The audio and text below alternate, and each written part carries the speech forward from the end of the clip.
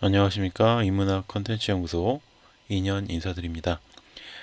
이번 시간에는 형제의 나라 불가리아에 대한 이야기를 해볼 거고요. 첫 번째 챕터로 기마민족의 이동에 대한 이야기를 해볼까 합니다. 자, 기마민족의 이동에 대한 이야기를 하기에 앞서서 단재 신채호 선생님에 대한 이야기를 좀 해야 될 것 같은데요. 자, 지난번에 제가 대륙 백제설에서도 잠깐 언급했던 것처럼 단재 신채호 선생님이 어떤 분이신지를 좀 정리를 하고 넘어가야 될 것 같아요. 자, 이 단재 신채호 선생님의 사진이 이렇게 있고요. 1880년에 태어난 신채호 선생은 어린 시절 아버지와 형을 잃었지만 할아버지께서 운영하시던 일종의 서당에서 한학을 배우면서 신동소리를 들으면서 자랐어요. 그러니까 굉장히 머리가 좋은 수재였다는 거죠. 그러다가 할아버지의 소개로 당시의 학부 대신이었던 신기선의 집을 드나들면서 신학문을 접하게 되었고요. 성균관에 입학하면서 박은식을 만나서 유교가 지닌 한계점을 깨닫고 개화 사상에 몰입하게 됩니다. 자, 그리고 나서 황성신문에 기자로 들어가는데 을사늑약으로 인해서 사장이었던 장지연이 시일야 방성대곡이라는 것을 쓰죠. 그래서 신문사에다가 자신의 신문에 이걸 올리면서 사람들이 이걸 보고 이게 어떤 민중에 대한 선동이다 라고 생각을 해서 일제에서는 이 신문사 자체를 폐간시켜 버립니다. 그리고 나서 신채호 선생께서는 대한매일신보로 자리를 옮기게 돼요. 그때부터 이제 이 신채호 선생은 우리 역사 속 위인들을 찾아서 이분들의 정기를 편찬하면서 우리 민족의 어떤 마음속의 자부심, 자긍심 이런 것들을 키우기 위해서 노력을 합니다. 그러다가 일제가 식민사관에 입각한 조선사 등을 편찬하면서 일제의 조선 침략을 정당화하기 시작하니까 신채호 선생은 이것에 대해서 반발하면서 민족주의에 입각한 자주적이고 실증적인 고대 한국사 연구에 박차를 가하게 됩니다. 이게 국사는 곧 국혼이라는 박은식 선생의 어떤 역사 인식을 맥을 이어서 신채호 선생님께서도 쭉 공부하고 연구하고 이걸 발표했다라는 거예요. 이후에는 중국과 러시아 등을 돌면서 독립운동에 매진을 하셨고 그 당시 지역에 묻혀있던 고구려나 발해의 유물들을 답사하면서 자신의 역사관에 바탕을 다지게 되었죠. 자, 이러한 계몽운동뿐만이 아니라 무장투쟁까지도 불사하던 신채호 선생은 무장 군사활동을 벌이던 독립군 단체 보합단의 뒤를 이은 제2회 보합단을 조직하기도 하셨고 의열단과도 굉장히 긴밀한 관계를 유지하셨다고 합니다. 자, 그리고 나서 이제 신채호 선생 하면 빠질 수 없는 게 바로 조선 상고사가 되겠어요.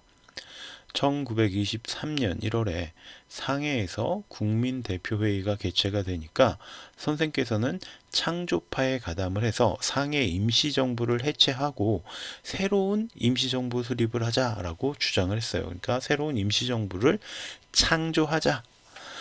하지만 국민대표회의가 실패로 끝나면서 여기에 대해서 크게 실망하고 칩거하시면서 학문에 국사 연구에만 더 몰두를 하셨습니다. 그리고 이 시기에 조선상고문화사, 조선상고사, 조선사 연구초 이런 것들을 집필하시면서 근대 민족사학을 확립하는데 어떤 박차를 가하고 열정을 불태우셨다는 거죠. 이게 조선상고사의 모습이에요.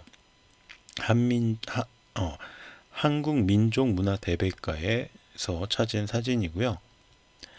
1924년에 집필된 신채호 선생의 조선상고사는 우리나라에서 최초로 쓰여진 본격적인 근대 역사 방법론이라고 할 수가 있는 것으로서 이 시기에 신채호 선생이 이미 서구의 근대 역사 이론과 사회과학 이론을 깊이 이해하고 있었구나라는 사실을 깨달을 수가 있습니다.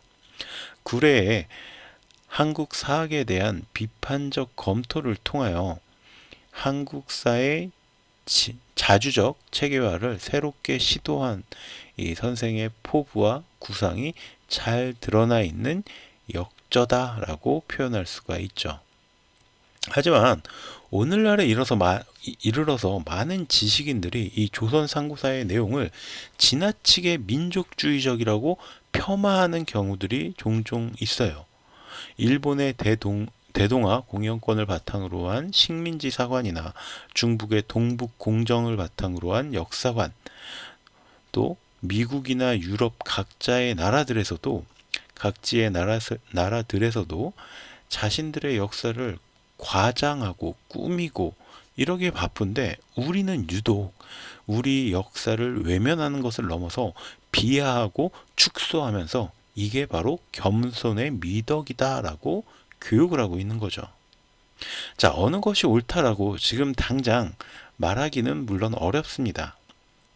그런데 역사는 나와 비야, 다른 사람, 그러니까 내가 아닌 사람들과의 투쟁이 시간부터 발전하며 공간부터 확대하는 심적 활동의 상태의 기록이라는 신채호 선생의 격렬한 문제의식을 우리는 본받을 필요는 분명히 있다라고 생각합니다.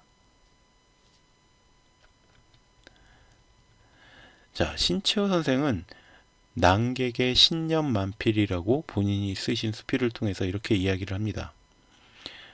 우리 조선은 석가가 들어오면 조선의 석가가 되지 않고 석가의 조선이 되었으며, 공자가 들어오면 조선의 공자가 되지 않고 공자의 조선이 되며, 주의가 들어와도 조선의 주의가 되지 않고 주의의 조선이 되려 한다. 그리하여 도덕과 주의를 위하는 조선은 있고 조선을 위하는 도덕과 주의는 없다. 이것이 조선의 특색이냐? 특색이라면 노예의 특색이다. 나는 조선의 도덕과 조선의 주의를 위하여 통곡하려 한다라고 말씀하셨습니다. 이게 무슨 뜻이에요? 우리나라에 어떤 새로운 사상이나 문물이 들어오면 그걸 우리 것으로 그러니까 우리가 주도권을 가지고 받아들이는 게 아니라 오히려 우리의 주도권을 그쪽에 내어준다는 거죠. 이게 어떻게 우리나라의 특색이에요. 이거는 신채호 선생이 이야기하신 것처럼 노예들이 갖고 있는 특색이에요. 주인의식이 없으니까. 누구도 내 주인이 될 수 있어. 누구든 내 주인이 될 수 있어요. 라는 이런 굉장한 패배의식과 노예의식. 이런 데서 우리가 벗어나야 된다는 겁니다. 우리가 역사에서 눈을 돌린 사이에 사라진 역사를 되찾기 위해 부단히 노력해야만 합니다. 그것이 지나치게 민족주의적이다 라든가, 흔히 말하는 야 국뽕이야 라든가, 실증적인 사료가 부족하잖아 라든가, 이런 비판이나 문제점들은 나중에 이후에 다룰 부차적인 문제들이에요. 이거는 곁다리에 불과한 거다 이 말입니다. 먼저 모든 것을 열린 마음으로 받아들이고 긁어 모아야죠. 그리고 나서 다시 한번 선별 작업을 할 수는 있겠죠. 그런데 온갖 잣대를 들이대면서 이 자료 수집조차 막아선다면 아무것도 얻을 건 없습니다. 그런 의미에서 다음 시간에도 조선 상고사에 등장하는 부여와 불가리아에 대한 이야기를 본격적으로 해보도록 하겠습니다. 자, 그래서 과연 우리 역사 속에서 조상이었던 부여가 지금 저 유럽의 불가리아와 어떤 연관성을 가지고 있는가에 대한 이야기 한번 나눠보는 시간 갖도록 하겠습니다. 다음 시간 강의도 기대해 주시고요. 오늘 강의가 조금이라도 도움이 되셨다면 구독과 좋아요도 부탁드리겠습니다. 감사합니다.